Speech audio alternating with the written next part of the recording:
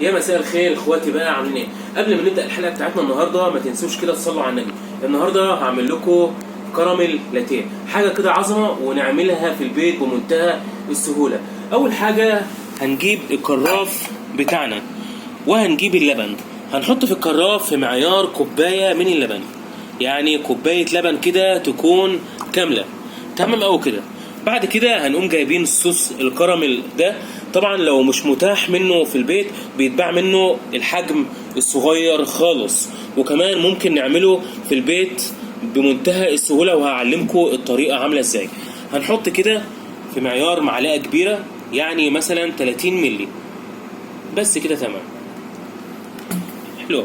بعد كده هناخد وهنسخنه على النار، وهنسيبه لمدة، يعني هنسيبه لمدة الغليان بتاعته، يعني نسيبه كده يغلي قوي كأننا بنغلي لبن عادي قوي. الخطوة التانية بقى هقول لكم هنعمل ايه. طبعا وبعد ما نزلناه من على النار هو ده شكله. يعني اهم حاجة الوش اللي في اللبن ده ما نحاولش ان احنا نهدره خالص، نسيبه علشان نقدر نشتغل بيه.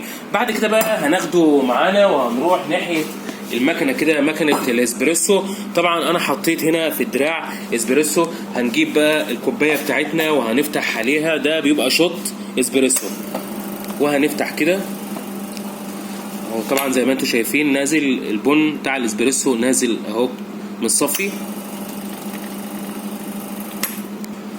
بعد كده بقى هنيجي الناحيه دي، واهم حاجه الوش اللي احنا عملناه. طبعا علشان نعمل الوش ده نحطه كده على النار ونفضل نقلب فيه كتير، او ممكن نضربه في الخلاط وهو دافي، يعني ما يكونش سخن قوي، هتلاقيه مطلع لكم وش ان شاء الله.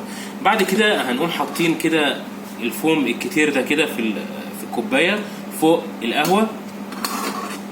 لو مفيش اسبريسو في البيت ممكن نحط مكان الاسبريسو ظرف النسكافيه او معلقه نسكافيه، كفايه قوي.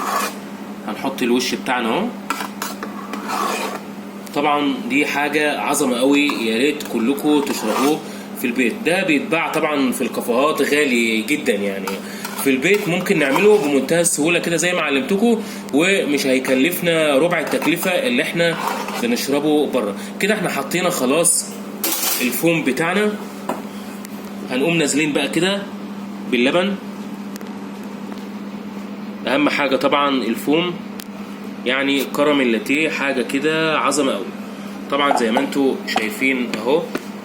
نجيب بقى كراميل، جبنا صوص الكراميل بقى، وهننزل بقى كده نجرنش من فوق الوش كده صوص كراميل، حاجه كده عظمه قوي.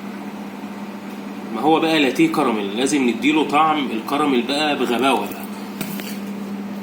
النهارده كده عملت لكم لاتيه كراميل، حاجه كده عظمه قوي. يا ريت تعملوه في البيت بنفس الطريقه دي بالظبط، واللي هنوفره بره ان شاء الله هنعمل منه كميات جوه بيتنا وباقل تكلفه نهائي. ما تنسوش بقى كده تعملوا لايك وشير، واللي ما اشتركش في القناه يشترك وبسرعه قوي.